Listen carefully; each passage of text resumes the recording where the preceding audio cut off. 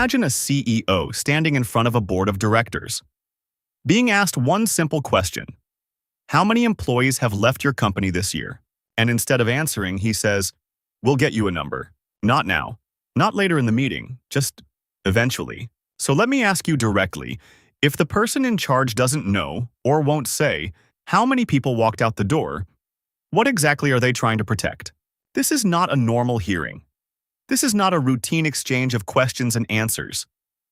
This is a stress test of accountability inside one of the most powerful law enforcement agencies in the United States. On September 15th, 2025, Senator Mazie Hirono sat across from FBI Director Kash Patel and asked a question so basic it should have ended the conversation in 10 seconds. How many FBI employees have left since January 20th, 2025? She didn't ask for speculation. She didn't ask for classified intelligence. She asked for a number: retirements, resignations, firings, total separations. And Kash Patel did not answer. Not once. Hirono asked again. She narrowed it.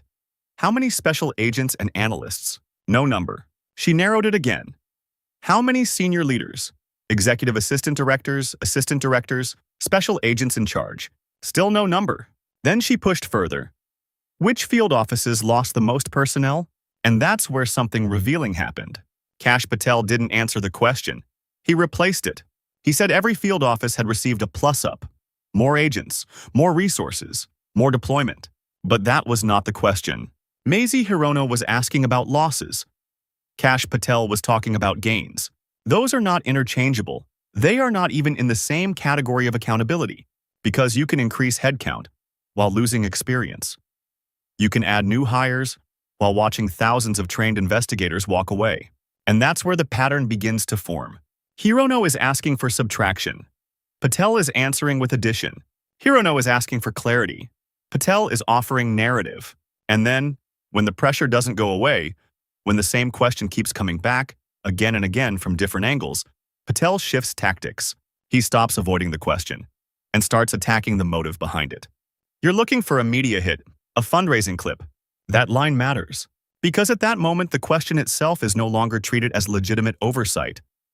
It is reframed as political theater. And once a question is framed that way, it no longer needs an answer. But here's the problem. Mazie Hirono is not a journalist. She is not a campaign strategist. She is a United States Senator exercising constitutional oversight over a federal agency. And the director of that agency, Kash Patel, is sitting in front of her, unable or unwilling to say how many people have left under his leadership. That's not a communication issue. That's a signal. Because when a number disappears from a hearing like this, it doesn't just leave a gap in data.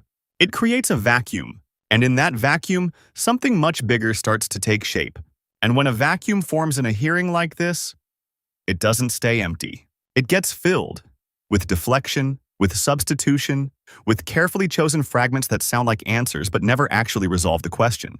Let's go into prosecutorial mode, because this is where the record matters. September 15th, 2025.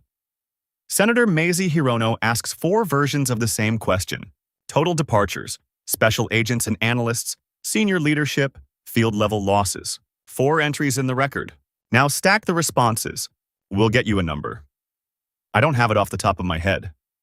I want to make sure it's accurate. I don't think it's in the thousands. Not a single figure, not one verifiable data point. That is not partial compliance. That is a complete absence of measurable accountability. And then comes the pivot: plus-ups. Kash Patel introduces the idea that field offices across the country have gained personnel. But here's the logical fracture.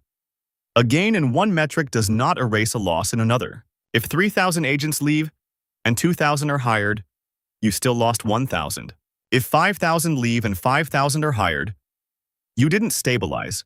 You reset and you erased experience. This is not abstract. This is how institutional knowledge disappears.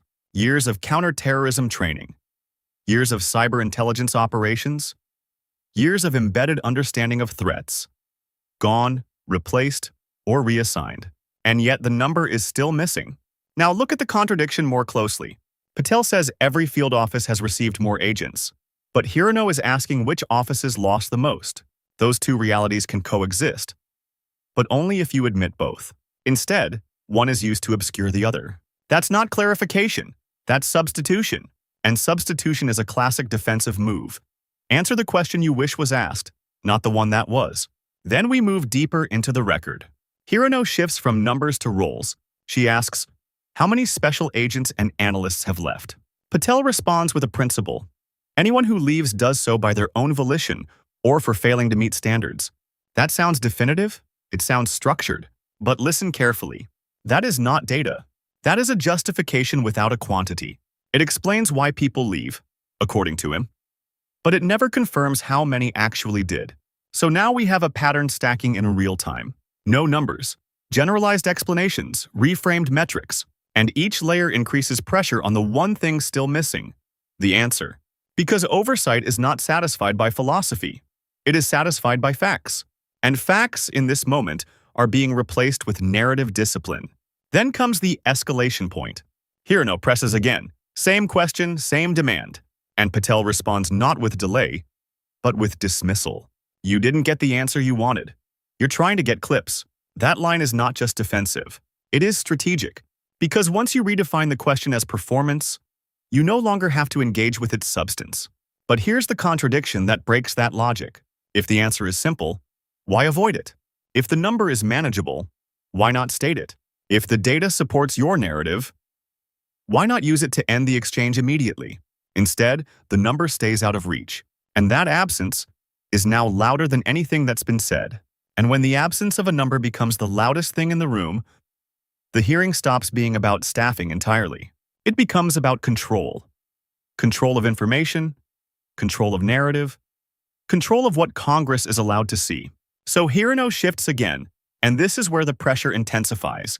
If numbers won't come, names will. She asks Kash Patel directly, who replaced the heads of national security and intelligence? These are not low-level positions. These are the people responsible for tracking terrorism, analyzing threats, coordinating intelligence at the highest level inside the FBI. And Patel's answer is immediate and revealing. I'm not going to give you names so you can attack them. That sentence changes the entire frame of the hearing, because now we're no longer dealing with missing data. We're dealing with withheld identity. These are publicly funded leadership roles. These are positions that exist precisely because Congress created them, funds them, and oversees them. And yet, the director of the FBI is refusing to identify who is sitting in those chairs, not because the information is classified, not because it would compromise an operation, but because he anticipates criticism. That is not a security argument. That is a political shield. And it creates a direct collision with the purpose of congressional oversight. Oversight exists, so elected officials can ask exactly these questions. Who is in charge? What are their qualifications? What decisions are they making? Remove the names, and you remove accountability. Then Hirono pushes further. The head of the cyber division left. Who replaced them? Patel responds with performance metrics. Arrests, convictions, percentage increases. 409 arrests, 169 convictions, a 42% increase. Those numbers sound impressive. They are designed to sound impressive. But they answer a different question. They describe outcomes. They do not identify leadership. This is evidence stacking in reverse. Numbers are being used not to clarify, but to distract. Because again, the original question remains untouched. Who is in charge? And again, the answer is withheld. You're not getting that.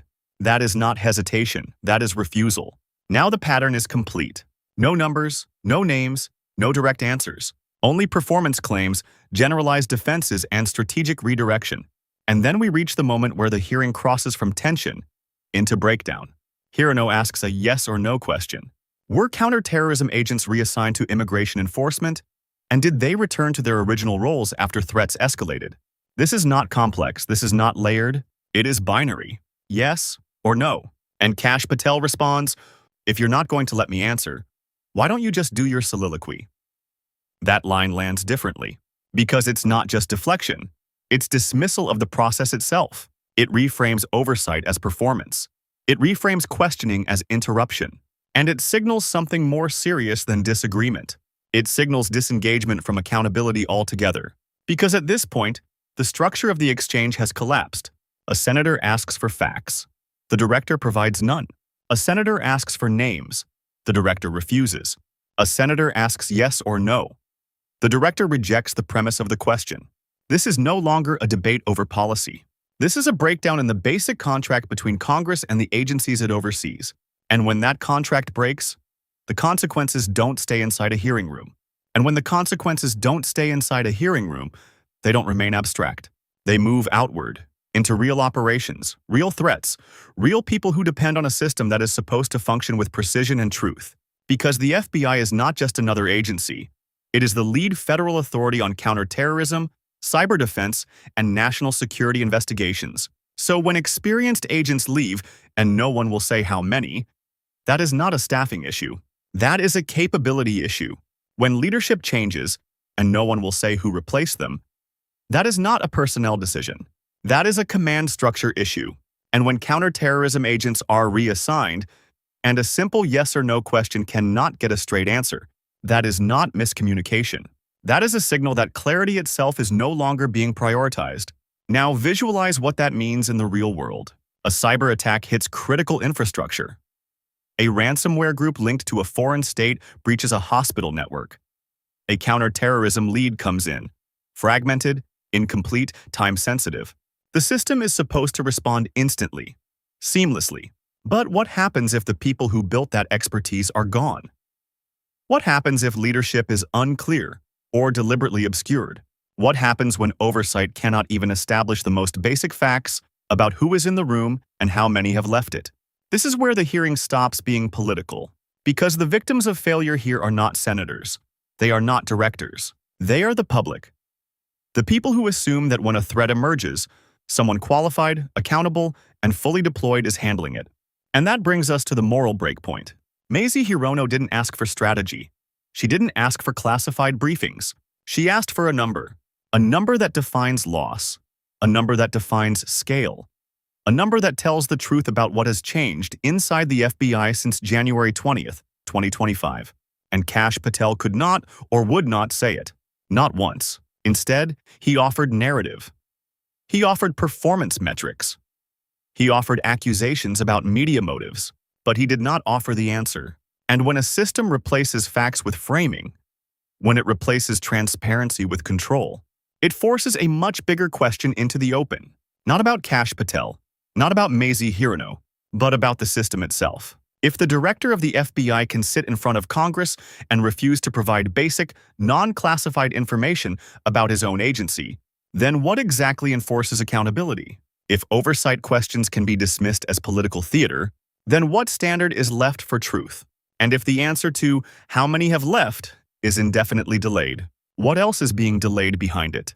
Because this is no longer about one missing number. This is about whether the rules apply equally, or only when it's convenient to follow them.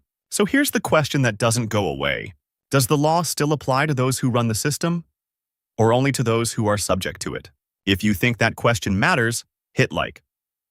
If you think this deserves more scrutiny, leave a comment. Share this with someone who still believes oversight means something. And subscribe, because the questions that don't get answered are the ones worth tracking.